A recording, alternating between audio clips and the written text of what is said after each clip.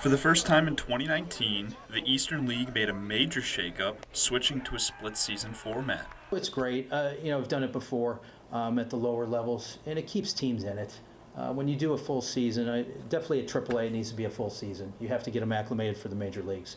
But I think at the lower levels, it keeps, the rosters change quite a bit, but you can have a tough first half, but then you have a new breath of life in the second half. Under the new format, the teams in first place in each division after the first half is completed clinch a spot in the playoffs.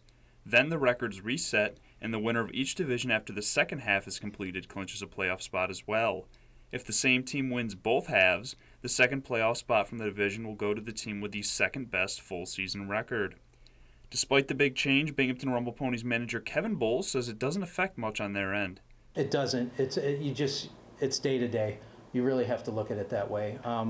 Again, you got to make sure you manage the at-bats, the plate appearances, the innings. Rumble Ponies catcher Patrick Mazika, who played for Binghamton under the old format as well, says he likes how this gives teams that struggled early on new life. It gives us the option to make it in the second half instead of having to string together a full season. You can get hot for 20, 30 games and make the playoffs very easily. As Bowles alluded to, minor league rosters are always in flux, so the team that plays the first half of the season will often be extremely different than the second half. The new format helps accommodate that, but there are some kinks to work out.